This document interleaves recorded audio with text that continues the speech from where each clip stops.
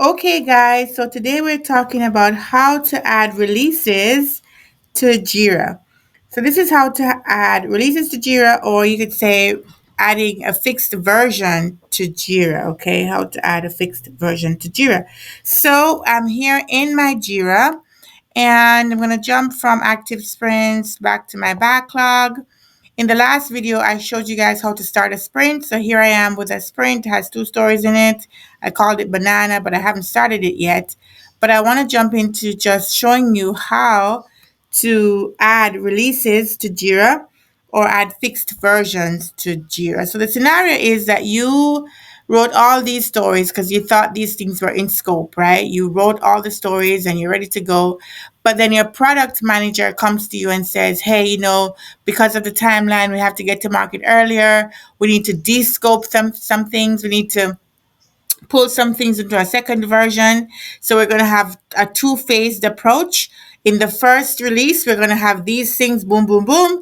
And in the second release, we're going to do the other things, right? So you've already written those stories and you don't want to really go back and have to delete them and rewrite them when the time is right. So you're just going to tag them basically to say that these stories are going to be for the second release and these stories are going to be for the first release. And so your dev team can know what's in scope and they can handle the releases on the back end through Jira. Okay, so that's how you use releases. And I'm going to show you now how to add releases to Jira. So I'm going to jump into one of my tickets over here, my stories. I use stories and tickets interchangeably. That's typically what we do in the industry anyways. I'm not the only one. And, here's a story I have. And if you look on this side in Jira, you'll see that there's a section that says fixed versions. It should be standard, but if you don't see it, you can go into your project settings to make sure it's showing. And I have two versions here, version 1 and version 2. Let's say this ticket is going to be version 1, and you don't really have to do anything else but select it. And then let's say I go back to my backlog and I say this other ticket is going to be version 2. So let's just go back over here and then say version 2 and click on that. And yeah, if I go back to my backlog, now you can see that in my backlog, I can see which ticket is version 1, which one is version 2. And just for completeness, I'll do the third one as well. Let's make this one version 1 as well. So we're going to go version 1. All right. And once you click away from it, it's selected. Now we have two version 1s and one version 2. I'm going to move this down just to say, okay, this is the second version. And okay, so now that we have our versions, that is really how we indicate that this is a part of this release and this one's a part of a second release, right? So that's really how you add releases to Jira by the versions that you use. You could even call this release 1, release 2. I mean, you could name it whatever you want to name it, okay? So now that you have the versions, you've created them. If you needed to create a third version, which I don't recommend that you go into so far ahead, but if you needed to create a third version, you could have gone here, click on version again, and say create new version. This would need to be if you are an admin, though. If you have the right permissions, you could go here and say version 3. Maybe you have three levels or 3 releases that's coming up back to back. And let's say we make this, I don't know, let's make this the end of December into 2022, right?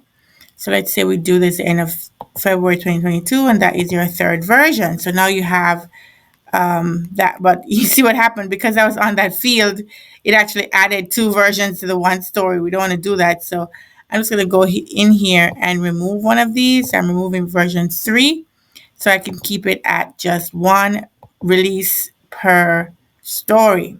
So that's how you do it. Now, how does this work in the long run? So now that you've tagged your stories, you have a section here called releases. When you go to your releases, you'd see that you have these 3 releases that are there, and they're all unreleased, right? So in Jira, when you're creating the releases, they're all unreleased at first. So now you've seen how to add releases to Jira. Now I'm going to show you how do you actually, indicate that you have already shipped those stories and that's already been released into production or whatever environment you're releasing to.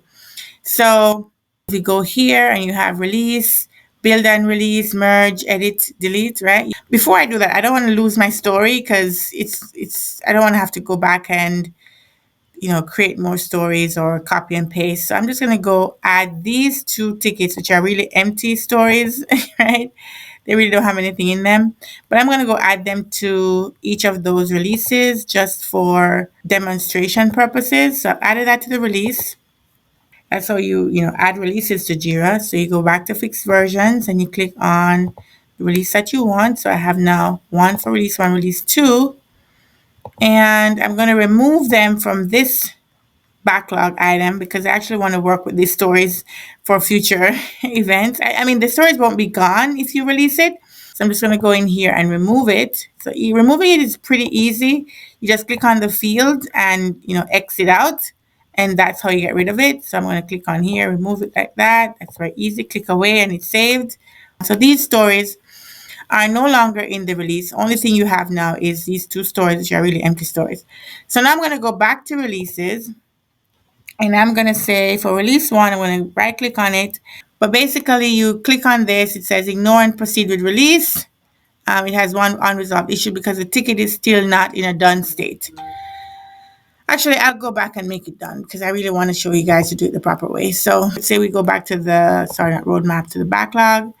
Let us complete these two so they're not in to-do state, they're in done, okay? That would make it much easier for when I go to release. I'm going to go back to release again. Again, this is how to add releases in Jira. It's a little bit of back and forth.